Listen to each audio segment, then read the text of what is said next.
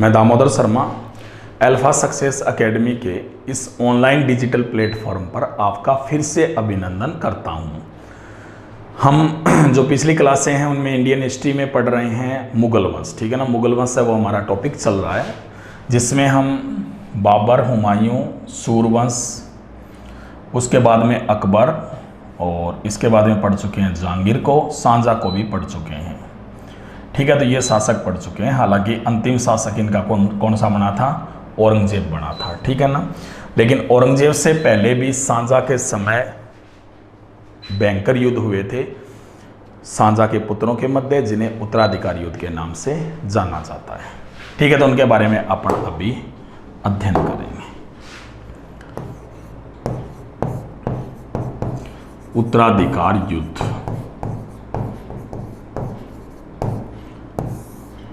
1658-59 में हुए थे, ठीक है। कारण बता देता हूं। दरअसल ये लगभग 1657 ईस्वी की घटना है, ठीक है ना। और जो शाहजहां है ना, उसकी हालत खराब हो गई थी, बीमार रहने लगा था शाहजहां। अब कई दिनों से झरोखा दर्शन भी नहीं दे रहा था शाहजहां, और इसलिए जो प्रजा है ना वो उदास हो चुकी थी कि बादशाह के पता नहीं क्या हो गया है। इसलिए जो लोग थे ना वो इकट्ठे होकर शाहजहां के पास गए और बादशाह की हालत देख करके उन्हें चिंता हुई, और उन्होंने कहा कि बादशाह, आपका अब कुछ पता नहीं है कि कब क्या हो जाए, इसलिए आप अपने जिंदा रहते ही है ना उत्तराधिकारी घोषित कर दो। अब शाहजहां को भी बात सही लगी कि उत्तराधिकारी घोषित करना चाहिए, और जैसा कि लोगों को उम्मीद थी कि शाहजहां उत्तराधिकारी किसे घोषित करेगा? दारा सिकों को। तो जो शाहजहां है ना उसने अपना उत्तराधिकारी घोषित कर दिया दारा सिकों को। दरअसल दारा सिकों है ना काफ़ी उदार हृदय वाला था, और प्रजा के साथ किसी शहजादे की तरह नहीं, एक साधारण व्यक्ति की तरह ही मिलता था, और इसलिए प्रजा को दारा सिकों ही पसंद था, और उन्हें लगता था कि शासक भी दारा सिकों ही बनना चाहिए, और इसीलिए उन्होंने शाहजहां पर दबाव डाला था। तो दारा सिकों को उत्तराधिकारी घोषित कर दिया गया। जब दारा सिकों को उत्तराधिकारी घोषित किया गया तो दारा सिकों उस समय था दिल्ली में। उस समय जो औरंगजेब है ना वो था दक्कन का सूबेदार। दक्कन जो दक्षिण को कहते थे ना, वहीं का सूबेदार था कौन? औरंगजेब। शाहजहां का पुत्र जो शुजा था ना वो उस समय था बंगाल का सूबेदार, ठीक है। बंगाल का सूबेदार कौन था? शुजा। जो मुराद है ना वो उस समय गुजरात का सूबेदार था। यानी जब शाहजहां ने आगरा में घोषणा की कि अगला शासक कौन बनेगा? दारा सिकों, तब चारों पुत्र है ना चारों दिशाओं में बैठे थे। अब है ना दारा सिकों तो खुश था क्योंकि उसे उत्तराधिकारी घोषित कर दिया गया था, लेकिन ये तीनों पुत्र है ना इन्हें भी इसकी सूचना मिल गई, तो ये काफ़ी क्रोधित हुए। इन तीनों के मध्य पत्रों का आदान प्रदान हुआ, और इन पत्रों में ये लिखा गया कि हम है ना किसी भी हालत में दारा सिकों को शासक नहीं बनने देंगे। इन्होंने दारा सिकों को बताया अपधर्मी शहजादा, यानी एक ऐसा शहजादा जो धार्मिक रूप से सही नहीं था। यह कहा गया था किसको? दारा सिकों को, ठीक है ना। शुजा ने बंगाल में खुद को बादशाह घोषित कर दिया, मुराद ने गुजरात में खुद को बादशाह घोषित कर दिया। इन्होंने कहा हमें बादशाह, तो औरंगजेब ने अभी पत्ते नहीं खोले थे, ठीक है ना। दरअसल औरंगजेब है ना वो चालाकी से काम ले रहा था, फूंक फूंक कर कदम रखना था औरंगजेब को। इसके बाद में ये जो चारों भाई है ना इनके मध्य युद्ध लड़े गए थे, और इन्हें इतिहास में कहा जाता है उत्तराधिकार के युद्ध। हालांकि भारतीय इतिहास में उत्तराधिकार के लिए संघर्ष हुए थे, पहले भी बाद में भी हुए, लेकिन इतने भयंकर युद्ध कभी नहीं लड़े गए उत्तराधिकार के लिए जितने भयंकर शाहजहां के चारों पुत्रों के मध्य लड़े गए थे, ठीक है ना। इसलिए याद रख लेना कि जब भी उत्तराधिकार युद्ध नाम लिखा आए तो आपको याद रखना है कि इसका मतलब ये होगा कि शाहजहां के पुत्रों के मध्य जो युद्ध थे ना उनकी बात चल रही है। उत्तराधिकार युद्ध का मतलब ही शाहजहां के पुत्रों के मध्य युद्ध है, क्योंकि बहुत ही भयंकर तरीके से लड़े गए थे, ठीक है ना। तो अब ये रवाना हुए और आगरा की ओर जाना था सभी को, क्योंकि आगरा में ही था उस समय बादशाह, और ये एहसास कराना चाहते थे कि दारा सिकों को तो शासक नहीं बनना चाहिए। दारा सिकों को भी खबर मिल चुकी थी कि भाई कभी भी आक्रमण कर सकते हैं। अब दारा सिकों, चूंकि शाही सेना जो सांझा की थी वो तो दारा सिकों के साथ ही थी, तो शाही सेना को इसने तैयार कर लिया, किसने? दारा सिकों ने। और जो उस समय राजपूत थे ना, जो मुख्य भूमिकाओं में थे, उन्होंने भी किसका साथ दिया? दारा सिकों का। चूंकि औरंगजेब उस समय दक्षिण में था, पूर्व में कौन था यहाँ पे? सुजा, और पश्चिम में कौन था? मुराद। अब है ना, सबसे पहले ये मध्य भारत में आएंगे, इसलिए जो मध्य प्रदेश का क्षेत्र है ना उसे सुरक्षित किया गया। इधर ये जो सुजा था ना, ये दोनों तो मध्य प्रदेश की तरफ आएंगे, ये सुजा था यूपी की तरफ आएगा, इसलिए यूपी का क्षेत्र सुरक्षित कर दिया गया। और बाद में आगरा के पास का, तो यूपी के पास का क्षेत्र था बहादुरगढ़, और एमपी का क्षेत्र था कौन सा? दरमत, और आगरा के पास का क्षेत्र था सामूगढ़। तो ये था भी, ये तीनों क्षेत्र है ना, ये पूरी तरह से पैक किए जाएं, किसके लिए? भाइयों से सामना करने के लिए, शाही सेना के द्वारा। ठीक है, तो एक बार मैं दोबारा थोड़ा बता देता हूँ। आपको याद रखना है कि उत्तराधिकारी युद्ध 1658-59 में लड़े गए। दरअसल जो सांझा है उसने अपने चारों पुत्रों में से दारा सिकों को बादशाह घोषित कर दिया, उत्तराधिकारी घोषित किया। उस समय उनके तीनों पुत्र हैं ना, वो अलग अलग क्षेत्रों में थे। औरंगजेब दक्कन का सूबेदार था, सुजा बंगाल का सूबेदार था, मुराद था वो गुजरात का सूबेदार था। सुजा और मुराद ने खुद को अपने अपने क्षेत्रों में बादशाह घोषित कर दिया। इन्होंने जो दारा सिकों है उसे अपधर्मी शहजादा कहा। इसके बाद में सांझा के चारों पुत्रों के मध्य जो युद्ध लड़े गए उन्हें ही इतिहास में क्या कहते हैं? उत्तराधिकारी युद्ध। याद रखना है कि जो औरंगजेब है ना, उसका साथ दिया था उसकी बहन, जिसका नाम था रोशन आरा। रोशन आरा ने किसका साथ दिया? औरंगजेब का। मुराद का साथ दिया था उसकी बहन, जिसका नाम था गोहन आरा। ठीक है ना, जबकि दारा सिकों का साथ दिया उसकी बहन, जिसका नाम था जहां आरा। तो ये बहनें भी अलग अलग भाइयों के साथ हो गई थी। तो इन्हीं उत्तराधिकारी युद्धों को अपन अभी पढ़ रहे हैं। ठीक है, तो ये किस किस प्रकार से किस किस जगह युद्ध लड़े गए थे उन्हीं के बारे में अपन अभी अध्ययन करेंगे।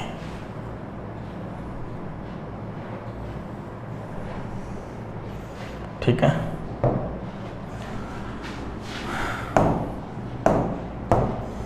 उत्तराधिकारी युद्धों में सबसे पहले हुआ बहादुरगढ़ का युद्ध।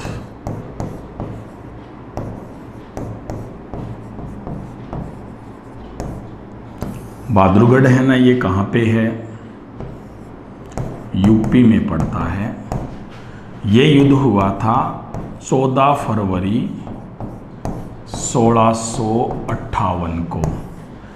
14 फरवरी मुगलों के इतिहास में मायने रखता है। वैसे बाबर का जन्म भी 14 फरवरी को, अकबर का राज्याभिषेक भी 14 फरवरी को, और 14 फरवरी को उत्तराधिकारी युद्धों की शुरुआत। ठीक है ना, वैसे आप ऐसे मत सोच लेना वैलेंटाइन डे भी 14 को है, मैं नहीं सोच रहा हूँ, आप सोच रहे हो। ठीक है ना, तो यहाँ पे 14 फरवरी वैलेंटाइन डे का मतलब नहीं है, लेकिन ये 3 है ना 14 फरवरी है, ये दरअसल काफ़ी महत्वपूर्ण दिन है मुगलों के इतिहास में। तो उत्तराधिकारी युद्धों की शुरुआत भी कब हुई थी? 14 फरवरी 1658 को। सबसे पहले आया था सुजा, और इसका संघर्ष हुआ किसकी सेना से? दारा सिकों की सेना से। दारा सिकों की सेना का नेतृत्व कर रहा था आमेर का शासक, जिसका नाम था मिर्जा राजा जय सिंह। ये नेतृत्व कर रहा था। ठीक है, और साथ में दारा सिकों का पुत्र भी था, जिसका नाम था सुलेमान सिकों है। ठीक है, तो ये यहां पर नेतृत्व कर रहे थे। सामने सुजा था, दोनों के बीच में भयंकर युद्ध लड़ा गया, और इसमें सुजा को बुरी तरह से पराजित कर दिया गया। यानी सुजा को यहां से भागना पड़ा, यानी सुजा यहां से फरार हो गया। तो बहादुरगढ़ का युद्ध है ना, वो सबसे पहले शाही सेना ने जीता, यानी दारा सिकों की सेना के द्वारा जीता गया था। और इस युद्ध में किसे पराजित किया गया था? सुजा को, जो कि सांझा का पुत्र, जो कि कहाँ का सूबेदार था? बंगाल का सूबेदार। तो ये जो पहला युद्ध था ना, इसमें सफलता मिली थी किसको? दारा सिकों को, जबकि सुजा को खदेड़ दिया गया था। अब है ना औरंगजेब और मुराद भी पहुंच चुके थे और दोनों पहुंचे एमपी के क्षेत्र में, जिसके बाद में फिर अगला युद्ध हुआ दरमत का युद्ध। ठीक है ना।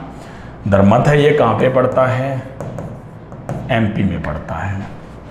ये युद्ध कब हुआ था? 15 अप्रैल 1658 को दरमत का युद्ध हुआ। इस युद्ध में औरंगजेब और उसके साथ किसकी सेना थी? मुराद की सेना थी, और उनके सामने थी दारा सिकोह की सेना, और दारा सिकोह की सेना का नेतृत्व कर रहा था मारवाड़ का शासक जिसका नाम था जसवंत सिंह फर्स्ट। ये यहाँ पर नेतृत्व कर रहा था किसकी सेना का? दारा सिकोह की सेना का। ठीक है। यहाँ पर भी भयंकर युद्ध लड़ा गया, और इस युद्ध में जो औरंगजेब और मुराद की संयुक्त सेना थी ना, उसने जसवंत सिंह फर्स्ट को बुरी तरह से पराजित कर दिया। कहते हैं कि जसवंत सिंह फर्स्ट को यहाँ पर मैदान छोड़ करके भागना पड़ा, और जसवंत सिंह फर्स्ट जब जोधपुर पहुंचा तो वो सोच रहा था किसी रानी के महल में जाया जाए।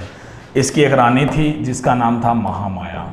कहते हैं कि महामाया है ना, उसने जसवंत सिंह को महलों में प्रवेश नहीं दिया, क्योंकि महामाया ने कहा कि तुम मेरे पति नहीं हो, क्योंकि मैंने तो एक राजपूत से विवाह किया है। जो राजपूत है ना, वो तो या तो युद्ध मैदान में मर जाते हैं या मार कर आते हैं, तुम्हारी तरह भाग कर नहीं आते। ठीक है। हालांकि महामाया ने अपनी माँ के कहने पर उसे मुश्किल से अंदर प्रवेश दिया था, लेकिन इसके बाद में जब भी यहाँ पर जसवंत सिंह फर्स्ट है ना रानियों के महल में जाता था, महामाया का जब भी नंबर आता था, तो एक्चुअली महामाया है ना इसे साधारण बिस्तरों में सुलाती थी और इसे साधारण बर्तनों में खाना खिलाती थी, यह एहसास कराने के लिए कि तुम तो राजा नहीं हो। ठीक है ना। और यही कारण था कि यहाँ पर जसवंत सिंह फर्स्ट है ना वो कुड़ता रहता था, और उसने बाद में औरंगजेब का विरोध भी किया था। और इसीलिए जो महामाया है उसे फर्ग्यूसन ने मारवाड़ की प्रेरणादायक महिला बताया। यानी मारवाड़ की प्रेरणादायक महिला किसे बताया गया था? महामाया को। और ये किसने बताया था? फर्ग्यूसन के द्वारा बताया गया।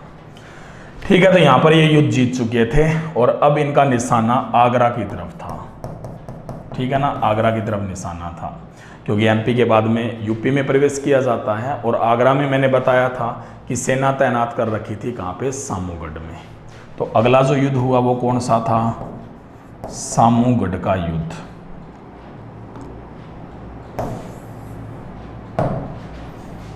ठीक है। तो अभी अपन किसको पढ़ेंगे? सामूगढ़ का युद्ध।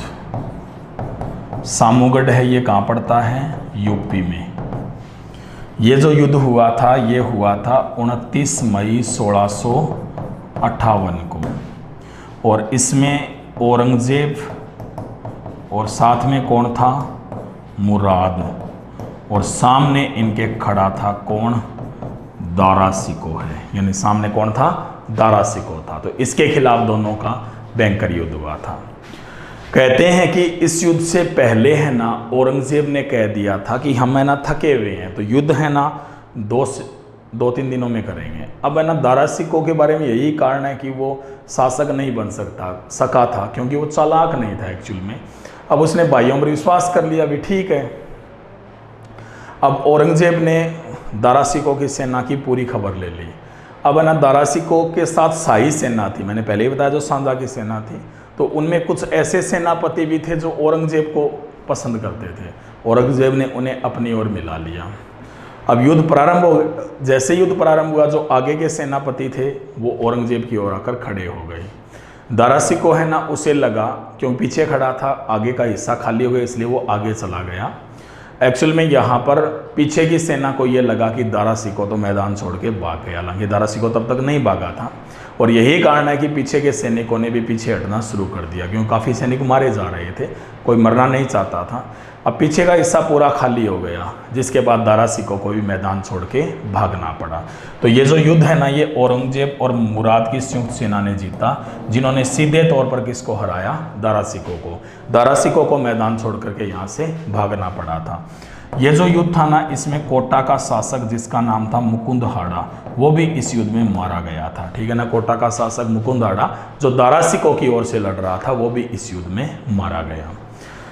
इसके बाद में क्या हुआ कि जो औरंगजेब है ना, वह सीधा आगरा में चला गया। ठीक है ना, उसने खुद को बादशाह घोषित कर दिया। हालांकि अभी बादशाह घोषित नहीं किया था, लेकिन दबाव डाला सांझा पर, लेकिन सांझा ने इसे बादशाह अभी तक घोषित नहीं किया था। यह अपने पिता के साथ ही था, लेकिन उस समय भी सांझा और दारा सिकों के मध्य पत्रों का आदान प्रदान हो रहा था। अब औरंगजेब है ना, उसको पता चल गया। औरंगजेब इसके बाद काफ़ी गुस्से में आया कि उसका पिता अब भी किसको चाहता है, दारा सिकों को ही चाहता है। और इसलिए जो औरंगजेब है ना, उसने जो सांझा है उसे आगरा के किले में कैद कर दिया।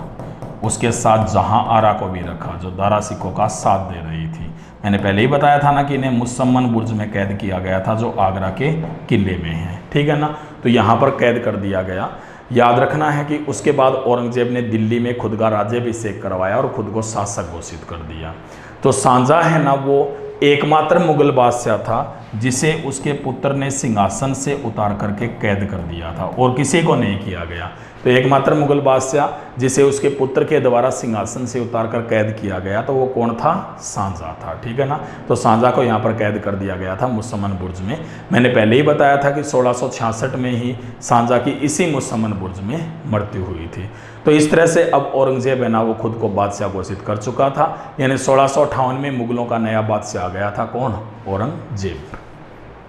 दोबारा बता देता हूँ, आपको याद रखना है कि उत्तराधिकार युद्धों में शुरुआत हुई थी सबसे पहले बहादुरगढ़ के युद्ध से, और ये युद्ध कब हुआ था, 14 फरवरी 1658 को। ये जो युद्ध हुआ था, ये सुजा और दारा सिकों की सेना के मध्य हुआ। दारा सिकों की सेना का नेतृत्व आमेर के शासक जिसका नाम क्या था, मिर्जा राजा जय सिंह, और दारा सिकों के पुत्र जिसका नाम था सुलेमान सिको है। इन्होंने नेतृत्व किया था दारा सिकों की सेना का। इन दोनों ने यहाँ पर सुजा को बुरी तरह से पराजित किया, जिसके बाद सुजा यहाँ से युद्ध मैदान से भाग गया। ठीक है, उसके बाद में फिर युद्ध हुआ दरमत का युद्ध, और ये कब हुआ था, 15 अप्रैल 1658 को हुआ था।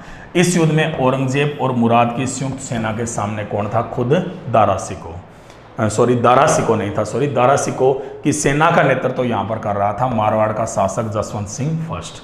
ठीक है ना, तो ये जो युद्ध हुआ, इसमें जसवंत सिंह फर्स्ट है उसे बुरी तरह से पराजित कर दिया गया।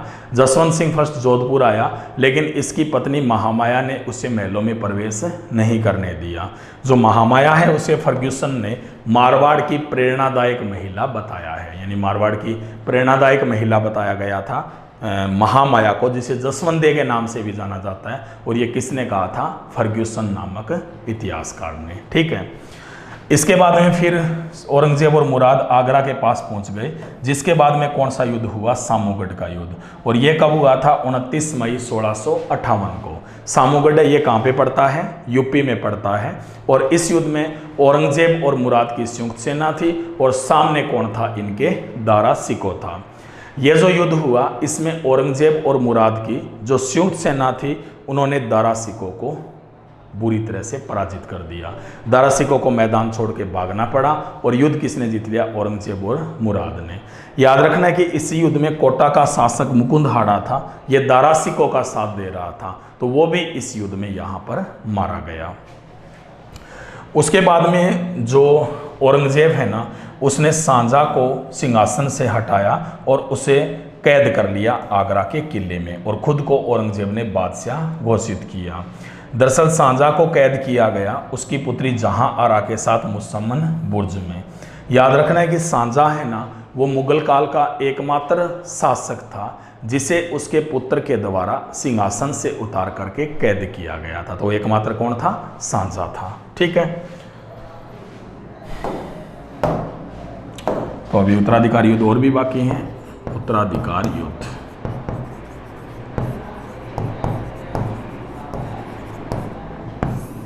ठीक है, कब हुए थे, 1658-59।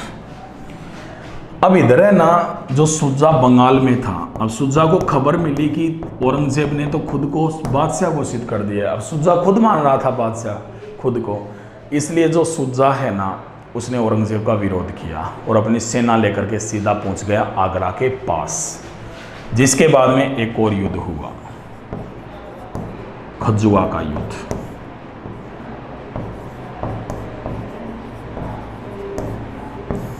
खजुआ कहाँ पड़ता है? यूपी में, ठीक है ना। और जो खजुआ है ना का युद्ध है, ये हुआ था 5 जनवरी 1659 को हुआ था। और इसमें सुजा का सामना हुआ था सीधा किससे? औरंगजेब से, ठीक है ना। औरंगजेब से सामना हुआ। ये जो युद्ध हुआ इसमें औरंगजेब ने सुजा को बुरी तरह से पराजित कर दिया। सुजा को डर था कि कहीं औरंगजेब उसे बंदी न बना ले, और इसलिए सुजा है ना यहाँ से फरार हो गया। सुजा को यहाँ से भागना पड़ा। सुजा भाग करके अराकान चला गया। अराकान है ना, अराकान जो वर्तमान में बर्मा में पड़ता है, और वहीं पर इसकी मृत्यु हो गई, ठीक है ना। तो सुजा मर गया, तो एक भाई तो गया ना औरंगजेब का, उसका किस्सा खत्म हुआ किसका? सुजा का।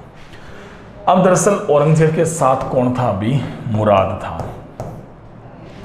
अब मुराद है ना, उसे लग रहा था कि बादशाह तो औरंगजेब बन गया है, लेकिन उसे तो कुछ मिला ही नहीं है, और इसलिए मुराद है ना वो औरंगजेब से रोजाना पूछता था कि मुझे क्या मिलेगा। कहते हैं कि औरंगजेब और मुराद है ना वो ग्वालियर क्षेत्र में थे, दारा सिकों की तलाश में गए थे। एक दिन मुराद ने औरंगजेब से पूछ लिया कि आज तो मुझे बताना ही पड़ेगा कि मुझे क्या मिलेगा। औरंगजेब ने कहा कि हम रात को साथ में भोजन करेंगे, तभी मैं बताऊंगा। हालांकि मुराद को उसके साथियों ने चेताया कि औरंगजेब के साथ भोजन नहीं करना है। अब दरअसल औरंगजेब चालाक तो था ही, उसने मुराद के भोजन में जहर मिला दिया।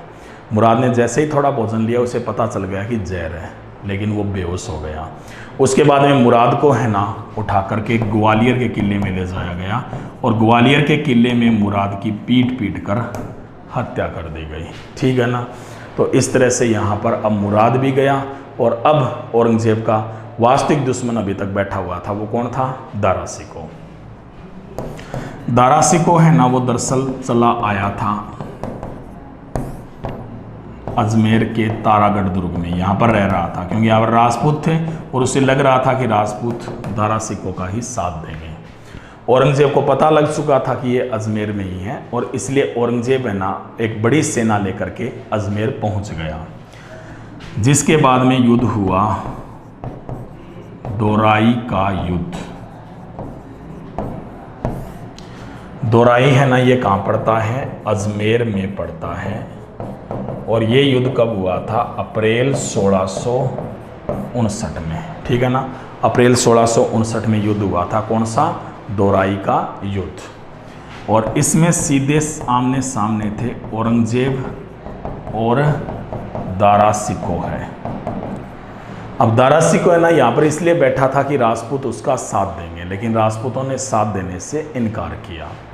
दरअसल जो राजपूत है ना उन्हें आमेर के ही शासक मिर्जा राजा जयसिंह ने पत्र लिख करके कहा था कि हमें दारा का साथ नहीं देना है, क्योंकि अब बादशाह कौन है? औरंगजेब है, और हम बादशाहों के साथ काम करते हैं, शहजादों के साथ नहीं करते। इसलिए यहाँ पर राजपूतों ने साथ नहीं दिया। दारा सिकों के पास इतनी बड़ी सेना भी नहीं थी कि वो मुकाबला कर पाए औरंगजेब से, और यहाँ पर औरंगजेब ने दारा सिकों को अंतिम रूप से पराजित कर दिया, ठीक है। अंतिम रूप से पराजित कर दिया गया किसको? दारा सिकों को, ठीक है। दारा सिकों यहाँ से पराजित होकर के फिर भाग गया, और फिर ये गुजरात की तरफ चला गया। दरअसल इसे पता चला गुजरात में कि इसकी पत्नी जिसका नाम था नादिरा, उसकी मृत्यु हो चुकी है, मौत हो चुकी है। किसकी? नादिरा की। दारा सिकों को पहले तो भाइयों ने धोखा दिया, फिर सेनापतियों ने धोखा दिया, फिर राजपूतों ने भी धोखा दिया, अब तो जिंदगी ने धोखा दे दिया। टूट चुका था दारा पूरी तरह से।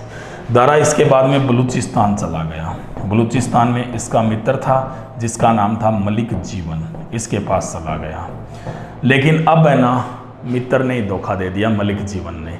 मलिक जीवन ने औरंगजेब के पास सूचना पहुंचा दी कि जो दारा सिकों है ना वो तो मेरे पास है, ठीक है ना, इसलिए तुम यहाँ पर आ जाओ। औरंगजेब की सेना गई और दारा सिकों को यहाँ से पकड़ लिया गया, और दारा सिकों को पकड़ करके सीधा लाया गया दिल्ली की तरफ, और उसे कांकनबाड़ी दुर्ग में कैद कर लिया गया। कांकनबाड़ी दुर्ग जो कि अलवर में है ना, वहाँ पर इसे कैद करके रखा गया। जो दारा सिकों है ना उसे औरंगजेब के द्वारा दिल्ली में घुमाया गया अपराधियों की तरह, ठीक है ना। लेकिन कहते हैं कि दारा सिकोह जब जा रहा था ना दिल्ली की गलियों में, तो उसने कंबल ओढ़ रखा था, ठीक है ना। उस समय सर्दी पड़ रही थी, थोड़ी ठंड थी वहाँ पे बरसात के कारण। तो कहते हैं कि जो दारा सिकोह था ना, उसने एक भिखारी था, उसके कुछ नहीं था बदन पर, और उसके बदन पर अपना कंबल ढक दिया और खुद है ना बिना कंबल के हो गया। जो लोग खड़े थे ना, उनकी आंखों में आंसू आ गए, क्योंकि वो तो दारा सिकोह को ही बादशाह के रूप में देखते थे, लेकिन उनका बादशाह तो जंजीरों में जकड़ा हुआ था। औरंगजेब को वहीं पर एहसास हो गया कि दारा सिकोह तो उसके लिए खतरा बन सकता है। उसने उलेमाओं को इकट्ठा किया, मौलवियों को बुलाया और उनसे कहा कि हम दारा सिकोह है ना, उसे कैसे मारें, ठीक है ना। उलेमाओं ने कहा कि दारा सिकोह तो अधर्मी है, एक्चुअल में वो हिंदू मंदिरों में जाता है, तो इसका मतलब वो इस्लाम का अपमान करता है, और इस्लाम का अपमान करने वालों को मौत की सज़ा होती है, ठीक है ना। तो इसीलिए ये फैसला किया गया कि दारा सिकोह को मृत्युदंड दिया जाए। तो यही कारण है कि दारा सिकोह को दिल्ली में ही 30 अगस्त 1659 को मृत्युदंड दे दिया गया, फांसी दे दी गई। किसको? दारा सिकोह को। कब दिया गया? 30 अगस्त 1659 को। जब इससे फांसी दी गई थी, उस समय यूरोपियन यात्री भी उपस्थित था, जिसका नाम था बर्नियर। उसने इस घटना का वर्णन किया। बाद में दरअसल जो औरंगजेब है ना, उसने कहा था कि मुझे दिखाना है उसका सर। कहते हैं कटा हुआ सर है ना ढककर सामने लाया गया, लेकिन औरंगजेब ने उसे देखने से इनकार किया। उसने कहा मैं ऐसे अधर्मी का चेहरा अंतिम समय में नहीं देखूंगा। तो इस तरह से यहाँ पर दारा सिकोह का अंत हुआ था। याद रखना कि बाद में दारा सिकोह का पुत्र, जिसका नाम था सुलेमान सिकोह है, उसे भी धीमा जहर दिया था। किसने? औरंगजेब ने, जिसके कारण 1662 में सुलेमान सिकोह की मृत्यु हुई। हालांकि औरंगजेब ने दारा के एक और पुत्र, जिसका नाम था सिपहाल सिकोह है, उसके साथ अपनी पुत्री का विवाह भी किया था, निकाह किया था। इसने मुराद की पुत्री के साथ भी मुराद के पुत्र के साथ भी अपनी पुत्री का निकाह किया, ठीक है ना। तो ये इस तरह से यहाँ पर उत्तराधिकारी युद्धों का अंत हुआ था, और दारा सिकोह का इस प्रकार से अंत हुआ, ठीक है। तो आपको याद रखना है कि औरंगजेब के बादशाह घोषित करने के बाद सुजा ने बंगाल में विरोध किया। सुजा सेना लेकर आ गया, जिसके बाद में कौन सा युद्ध हुआ? खजवा का युद्ध। और ये युद्ध कब हुआ था? 5 जनवरी 1659 को। इस युद्ध में जो औरंगजेब है, उसने सुजा को बुरी तरह से पराजित किया। सुजा यहाँ से भाग गया और अराकान में मारा गया। अराकान कहाँ पड़ता है? बर्मा में पड़ता है। वहीं पर इसकी मौत हुई। कहते हैं कि इसे औरंगजेब ने ही मरवाया था। उसके बाद में जो मुराद है ना, उसकी हत्या ग्वालियर के किले में करवा दी। किसने? औरंगजेब ने। इसी दौरान दारा सिकोह ने अजमेर के तारागढ़ दुर्ग में शरण ली थी। इसके बाद में दोराई का युद्ध हुआ। दोराई कहाँ है? अजमेर में। और यह कब हुआ था? अप्रैल 1659 में। और यह जो युद्ध है, इसमें औरंगजेब ने दारा सिकोह को अंतिम रूप से पराजित कर दिया। यानी दारा सिकोह है ना, इस युद्ध में अंतिम रूप से पराजित हुआ था। किससे? औरंगजेब से। याद रखना है कि इस युद्ध में जो दारा सिकोह है ना, उसका साथ नहीं दिया गया था राजपूतों के द्वारा। एक्चुअल में जो राजपूत है ना, उन्हें मिर्ज़ा राजा जय सिंह ने पत्र लिख करके प्रेरित किया था कि दारा सिकोह का साथ न दे। क्योंकि सुनाया हुआ है कि कौन से राजपूत शासक ने दोराई के युद्ध में दारा सिकोह का साथ न देने के लिए राजपूतों से अपील की थी। तो वो कौन था? मिर्ज़ा राजा जय सिंह, जो आमेर का शासक था। इसी दौरान दारा सिकोह की बेगम नादिरा का इंतकाल हो गया, जिसके बाद बलूचिस्तान में इसके मित्र ने शरण दी, मलिक जीवन ने। लेकिन मलिक जीवन ने इसके साथ धोखा कर दिया, और दारा सिकोह है ना, उसे पकड़कर लाया गया और इसे कैद करके रखा गया था कांकनबाड़ी दुर्ग में, जो अलवर में पड़ता है ना, दिल्ली के पास ही है। तो वहीं पर इसे कैद करके रखा गया था। किसको? दारा सिकोह को, ठीक है। उसके बाद में जो दारा सिकोह है, उसे दिल्ली में ही 30 अगस्त 1659 को मृत्युदंड दिया गया। जब इसे मृत्युदंड दिया गया, उस समय यूरोपियन यात्री बर्नियर भी वहां पर उपस्थित था। उसके बाद में सुलेमान सिकोह, जो इसका पुत्र था दारा सिकोह का, उसे भी धीमा जहर दिलवाया। किसने? औरंगजेब ने, जिसके कारण उसकी 1662 में मृत्यु हुई। हालांकि बाद में औरंगजेब ने अन्य जो पुत्र थे अपने भाइयों के, उनके साथ संबंध भी बनाए। औरंगजेब ने सिपाल सिकोह, जो कि दारा सिकोह का पुत्र था, उसके साथ अपनी पुत्री का निकाह किया। एक और पुत्री थी, उसका निकाह इसने किया मुराद के पुत्र के साथ। तो इस तरह से यहाँ पर दारा सिकोह का अंत हुआ। और यही कारण है कि दोबारा फिर जब 1659 में दोराई का युद्ध जीता औरंगजेब ने, और जब यहाँ पर दारा सिकों को मृत्युदंड मिला तो उसी दौरान जो औरंगजेब है ना, उसने फिर से अपना राज्याभिषेक दोबारा करवाया, क्योंकि कहा कि अब मैं ना सुरक्षित सम्राट बन चुका हूँ। तो 2 बार राज्याभिषेक हुआ था, अपन आगे पढ़ेंगे औरंगजेब जब पढ़ेंगे, ठीक है।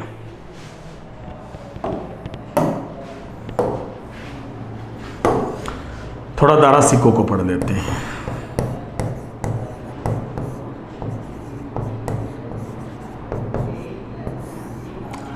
ठीक है, दारा सिकों का जन्म 1615 ईस्वी में हुआ था। कहाँ पे? अजमेर में। पिता का नाम शाहजहां और माता का नाम मुमताज महल था। जो दारा सिको है उसे उसके पिता शाहजहां के द्वारा शाह बुलंद इकबाल की उपाधि दी गई थी। शाह बुलंद इकबाल की उपाधि किसे दी गई थी? दारा सिको को। दारा सिको है ना, वो बहुत ही उदार प्रवृत्ति का था। दरअसल यह हिंदू मंदिरों में भी जाता था और मस्जिदों में भी जाता था। ठीक है, यदि ये मुस्लिम ग्रंथों का अध्ययन करता तो हिंदू ग्रंथों का भी ये अध्ययन करता था। यानी काफ़ी उदार माना जाता है किसको? दारा सिको है को। जो दारा सिको था, दारा सिको ये कादिरी सिलसिले से ताल्लुकात रखता था। यानी कौन से सिलसिले से संबंधित था? ये कादिरी सिलसिले से। और ये मुल्ला शाह का शिष्य था। यानी मुल्ला शाह जो एक संत थे कादिरी सिलसिले के, उसका शिष्य था। कौन? दारा सिको है। दारा सिको ने काशी के जो ब्राह्मण हैं ना, उनके साथ मिलकर के 52 जो उपनिषद है उनका फारसी में अनुवाद किया और उसका नाम लिखा सिर ए अकबर। ठीक है ना, सिर ए अकबर नाम लिखा। इसने वेदों का भी संकलन किया था। वेदों का भी संकलन किया गया किसके द्वारा? दारा सिको के द्वारा। और इसने बताया था कि जो वेद है ना वो ईश्वरीय करती हैं, ऐसा बताया था किसने? दारा सिको ने। दारा सिको ने एक पुस्तक और भी लिखी थी, मजम उल महजीब। इसका मतलब होता है 2 सागरों का संगम। दोबारा लिख देता हूं। ठीक है, पुस्तक का नाम क्या था? मजम उल महजीब, 2 सागरों का संगम। ठीक है, तो ये पुस्तक भी इसके द्वारा लिखी गई थी। किसके द्वारा? दारा सिको के द्वारा। दारा सिको है ना, ये मुगल काल में सबसे विद्वान शहजादा माना जाता है। यानी इतना विद्वान शहजादा कोई नहीं था जितना कि कौन था? दारा सिको था। ठीक है ना, तो इसीलिए विद्वान शहजादे के नाम से भी जाना जाता है किसको? दारा सिको को। ठीक है, एक्चुअल में इसने इतने ज़्यादा ग्रंथों का अध्ययन किया था, कितने ग्रंथों का अध्ययन पूरे एशिया में उस समय किसी के द्वारा नहीं किया गया जितने ज्ञान किसको था? दारा सिको को था। दारा सिको के बारे में इतिहासकारों ने कहा कि यदि दारा सिको शासक बनता ना तो ये अकबर से भी महान होता। यानी दारा सिको शासक बनता तो अकबर से भी महान होता। और इसीलिए जो लेनपुल है ना, उसने दारा सिको को लघु अकबर कहा था। यानी दारा सिको को लघु अकबर किसके द्वारा कहा गया था? लेनपुल के द्वारा कहा गया था। ठीक है, लेकिन दारा सिको था वो शासक नहीं बन पाया। और एक प्रकार से कहा जाए तो ये भारतीय इतिहास की एक बहुत ही दुर्भाग्यपूर्ण घटना थी। हालांकि कई इतिहासकार ऐसे भी कहते हैं कि दारा सिको है ना, उसमें उदार गुण तो थे लेकिन शासक बनने के उसमें गुण नहीं थे। क्योंकि मैंने पहले ही बताया कि दारा सिको है ना, वो राजनीति में दक्ष नहीं था। एक्चुअल में ज़्यादा धार्मिक था, उदार प्रवृत्ति का था दारा सिको। इसी कारण इसे हर जगह अंत में ठोकरें खानी पड़ी, क्योंकि वो चालाक नहीं था, चालाकी से काम नहीं ले पाया, हर किसी पर विश्वास कर लेता था और इसी कारण उसका परिणाम उसे भुगतना पड़ा। तो इस तरह से इसका अंत नहीं होना चाहिए था। यदि अपन पर्सनल व्यू में कहें तो भी दारा सिको बहुत ही उदार हो सकता था। इतना उदार तो अकबर भी नहीं होता जितना उदार कौन था? दारा सिको था। तो मैं दोबारा बता देता हूँ, जो दारा सिको है उसका जन्म हुआ था 1615 ईस्वी में। कहाँ पे? अजमेर में।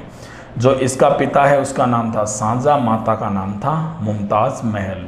जो शाहजहां है उसने इसे शाह बुलंद इकबाल की उपाधि दी। कौन सी उपाधि दी गई थी इसे? शाह बुलंद इकबाल की उपाधि दी गई थी। किसको? दारा सिको है को। जो दारा सिको है ना, ये काफ़ी उदार प्रवृत्ति का था। यानी बहुत ही उदार प्रवृत्ति का था। दरअसल ये हिंदू मंदिरों में भी जाता था और हिंदू जो संत है ना, उन्हें अपना गुरु भी बनाता था और उनसे ज्ञान भी प्राप्त करता था। कौन? दारा सिको। वैसे ये कादिरी सिलसिले से संबंधित था। कादिरी सिलसिला जो मैंने आपको बताया था कि जो कादिरी सिलसिला है ना, ये इस्लाम का काफ़ी उदार सिलसिला माना जाता है। तो इसी कारण भी उदार था कौन? दारा सिको।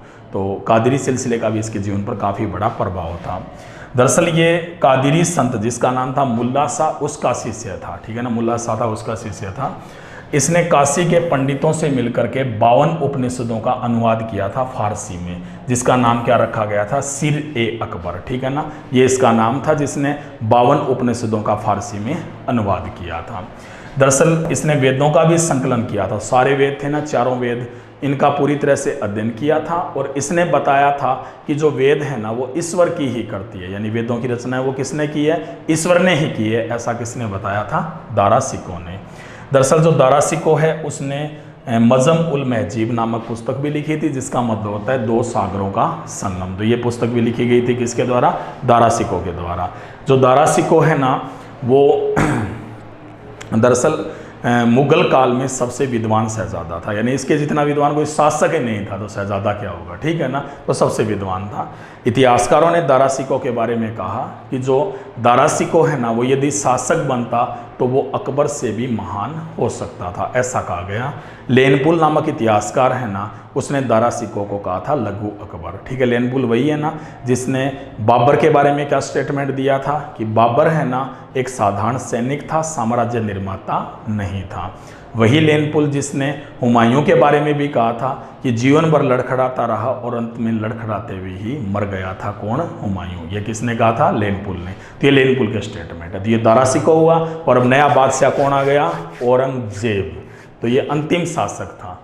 वैसे तो अंतिम शासक बहादुर शाह जफर था, वो था सतावन की क्रांति के समय, लेकिन वो आपके सिलेबस में नहीं है इतने जो शासक हैं, क्योंकि मेन आपको मुगल काल पढ़ना है, मुगल काल यहीं तक है, उनको मैं अलग से करवा दूंगा उन शासकों को, ठीक है। ये अभी तक अपन कहाँ तक पढ़ेंगे? औरंगजेब तक पढ़ेंगे, ठीक है ना।